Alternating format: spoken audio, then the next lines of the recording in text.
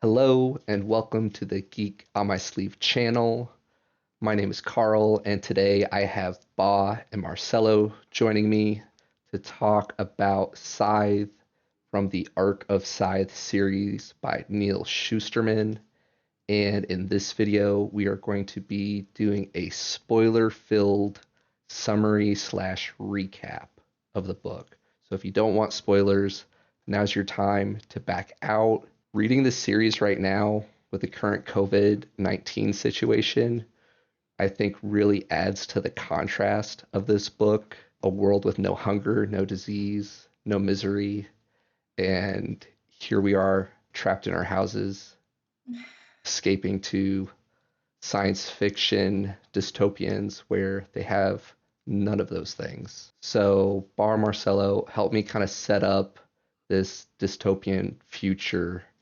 At the beginning of the book, we have Citron, right? Mm-hmm. And we see her first encounter with Faraday, Scythe Faraday. Mm-hmm.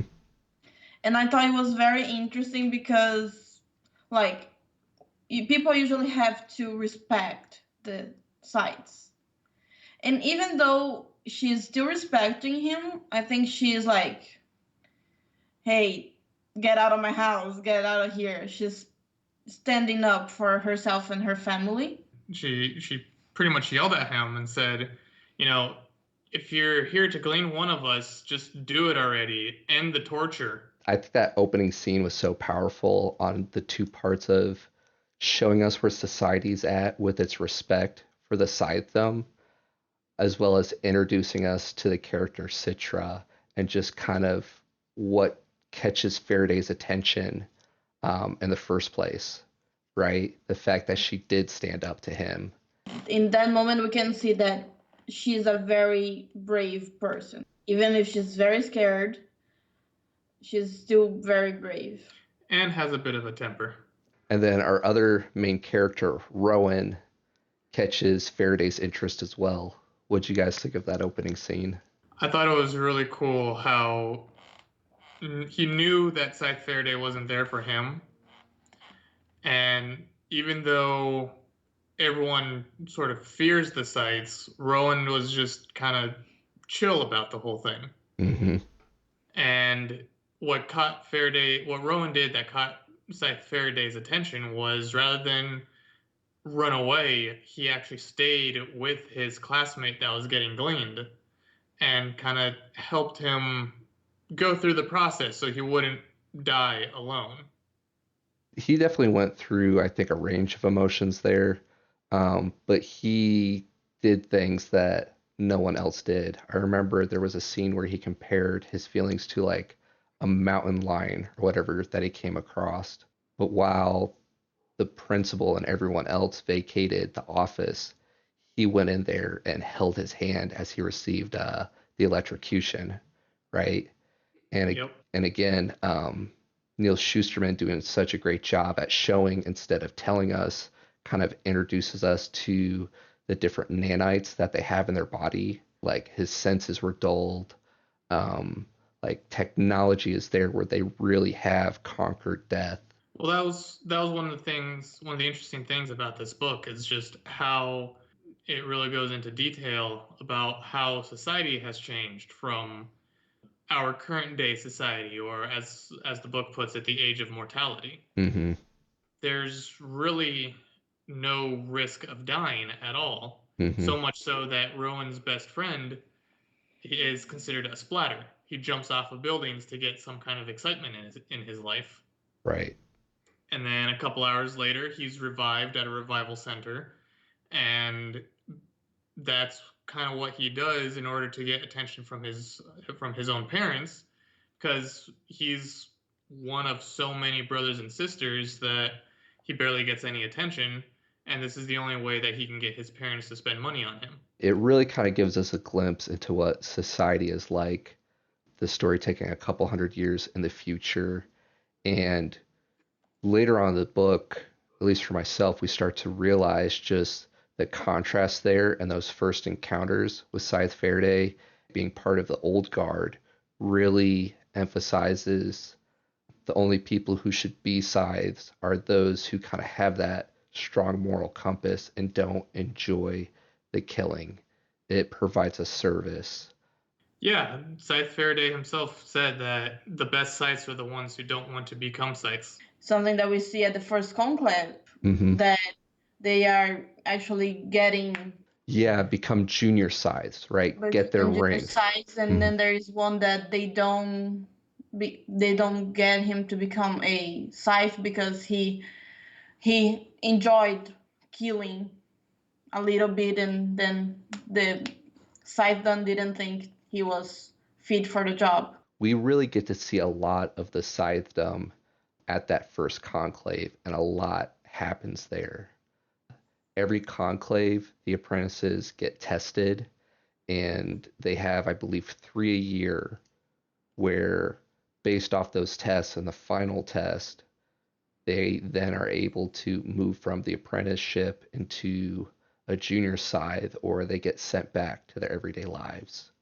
And at the beginning of the apprenticeship, they were pretty much told there's only one ring for you guys, and then you get to go home. And then at the first conclave, a lot more happens, right? So I thought the first conclave was very interesting because so far we only had seen Scythe Faraday, and in that moment we got to see a lot more sites. So we saw the main sites that stood out was like Curie, Goddard, Mandela. We could see them, and then we could see a little bit of how other sites act and think. I thought that was very interesting to the following situations that we are going to see throughout the whole book. Yeah, that first conclave, the Winter Conclave, is definitely what started all the craziness of the book. Mainly with Scythe Goddard being the antagonizing Scythe that he is, made the suggestion of, with Scythe Faraday having 2 apprentices being abnormal, was suggested that the 2 apprentices should essentially fight to the death at the end of their 1 year of apprenticeship to see who would continue on to be the Scythe. It was definitely one of those big moments for me where just how casually they suggested it be the first act of getting their ring is to glean the other one. And that becomes our big major conflict. There's a bit of that romance subplot as well between Rowan and Citra. So you add that into one of them is going to die within a year. And then shortly after that, what happens to our mentor? He ends up trying to save his 2 apprentices by offing himself. And it doesn't go as planned. Kind of backfires, right? Because they are not willing to let Rowan and Citra go, so Citra ends up going to be Carrie's apprentice, and Rowan turns out to be now Goddard's apprentice, right? And Scythe Goddard is pretty much the leader of the New Guard faction. It's important to do him justice being the primary antagonist. He seems to really enjoy his job, really fights for that movement with all the other sides saying, we should enjoy our job. We should enjoy gleaning. The few commandments that bind us right now, we need to do away with that. Yeah, I don't agree with him. I in many positions, I think he is not a good guy. I know that there is a lot of hate him or love him people. There was a sentence that stood out a lot that was like, why everyone else get to love what they do and we don't. Mm-hmm. So even though I don't agree with him, even though I don't think he was right on doing everything he did, I kind of have to agree with that sentence. He's a very polarizing character, and I think you're right. People fall into different camps, either like him or they hate him, but I think most people can at least see the logic and where he's coming from. While we get introduced to this world, they also show a lot of the other challenges of the world, right? Like population growth is out of control. So in a lot of ways, he makes very sound arguments about helping curb the population growth, which is essentially why the Scythedom supposedly was set up. Yeah, so it's interesting, and we get to see the struggle between the old Scythedom and the new Scythedom. Scythe Goddard blackmails his old mentor, Highblade Xenocrates, by having his illegitimate daughter essentially in his custody. Well, that was one of the things that I thought made Scythe Goddard so interesting of a character, is because you understand and even kind of come to sympathize with why he says the things that he says, Mm-hmm. why he does the things that he does. But when you actually see how he goes about doing all that, that's when you're like, okay, yeah, this guy's clearly a bad guy, even though he's got good points. Mm-hmm. And we see that with the way he trains Rowan, Mm-hmm. by having him essentially, kill a line of 20 people and never get that last kill for months and months on end, and slowly increasing the types of lethality that he does on those training subjects of his. He also disables the nanites within Rowan, so he feels pain.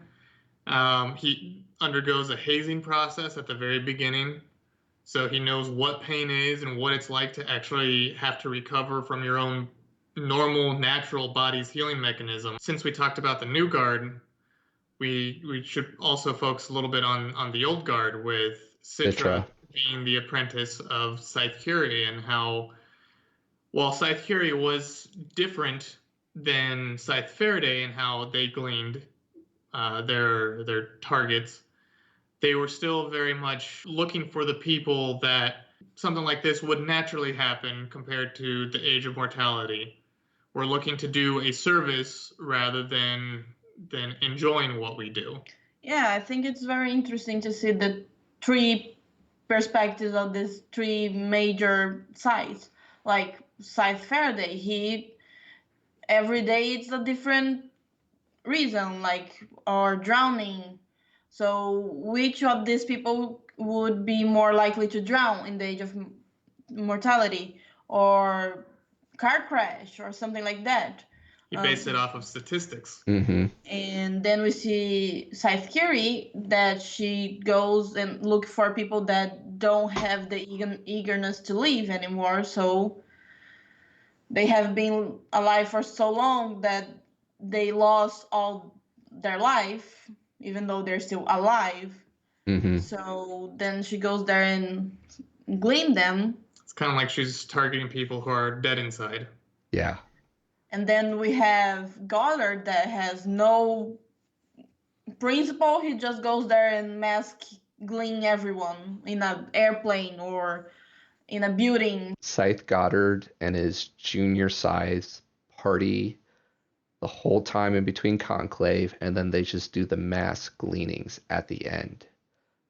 There's certainly a lot of contrast between the two different parts of the Scythedom and their training methods and their approach, and it's all leading up to that final conflict, the final conclave. In the second conclave, there was a bit more politicking, but the big moment was they had to duel, right? So first conclave, they get told they have to kill each other. Between the first and the second conclave, they get new mentors. Rowan going to the new school, Citra going to the old school, Curry, and then they fight where he breaks her neck, right? All the meanwhile, Citra is constantly going through this turmoil of trying to find a way that they don't have to kill each other. Her mentor just saying it's you or him, right? Look at Scythe Goddard. Look at who he is. The boy you knew, he's pretty much dead. Rowan is no longer the same as he once was. Right. Which is true. He's no longer the same he once was, because both of them, they changed so much like from the beginning to the end of the book. But we get to see that Rowan, even though he went to Goddard and even though he did some stuff that aren't necessarily good, Mm-hmm. he still managed to keep his conscience. And then right before the final conclave, Rowan gets that final kill. That was, in my opinion, the most satisfying part of the book. They're in some kind of religious monastery of the Tonist cult, Mm-hmm. and Scythe Goddard and his group of Scythes decide to target them, breaking one of their commandments, which is they should not be biased against who they target. And they start mass cleaning everyone, and they expect Rowan to get the final kill, and he does on Scythe Goddard himself. And then he proceeds to burn the whole place down. One of the few ways you can actually kill someone. Yep. It destroys their DNA so they cannot be revived. He takes his ring and goes into the final conclave. I believe he's wearing all black, which is a big taboo for the Scythes. They wear all the different colors, but not black. Yep. He goes in there, regardless of which faction they were part of, everybody's steering clear of him. So another point that is very important is to remember that for some manipulation, they accuse Citra of actually killing Faraday. It's true. Yes, that's a little big bit part. before all of that, and that she actually runs away with Kiri's help. But that's like, she's either going to run away or she's going to get imprisoned, and then she's not going to be able to prove that she's innocent. And then she runs away to South America, right? Mm-hmm. And then she actually finds out that Faraday is not dead. He pretended that he was dead just to get those two free, but then he doesn't know what's happening, and then she explains to him, and she spends actually the last few months under his training again. And then we see everything happening with the last test. That final test, it's a bit of an emotional roller coaster, right? Because their final test, which Curie won't reveal to Citra, is they have to kill a member of their family. Well, they have to make them deadish, but not glean them. So, someone from the family, but someone that you love. Right. Right? Yes. Right. We don't really see how he went for Rowan. It was one of the other sites that the Conclave mentioned how as they were explaining what Rowan had to do, he didn't even let them finish and went and killed his mother. It was his mother, wasn't it? I think so, it was his mother. And then the difference between him and Citra, who had to kill her brother, she did everything to comfort him and to make him as calm as possible before finally making him deadish. And you get to see a bit of the different factions kind of negotiating how she did through her point of view. And then final conclave. All this momentum leading up, the big conclusion. We learned that Citra is the one that gets awarded the ring right before she gleans him. She punches him, and then he bleeds, and then his DNA is actually now in her ring, and well, he cannot get gleaned for a year now. That was Citra's way of getting back at him for breaking her neck at the second conclave. But also her way to get him 1 year of freedom. Yeah. Without the other side's being like, you disobeyed us. Mm-hmm. The Highblade even calls her out on it, right? Like, oh, you'll make a good Scythe, when she straight up denies that was intentional. And then Rowan, our killing machine, fights his way out to the escape car with his old mentor, Faraday. And then they drive off into the sunset. And then they drive off into the sunset. And on that note, we too will drive off into the sunset. Thanks for watching all the way to the end. We're very much working on this summary recap concept, so your feedback is greatly appreciated. If you felt we missed anything, please toss it in the comments below. I'm looking forward to continuing this series and the upcoming Geek Out session with you, Ba and Marcelo. Bye.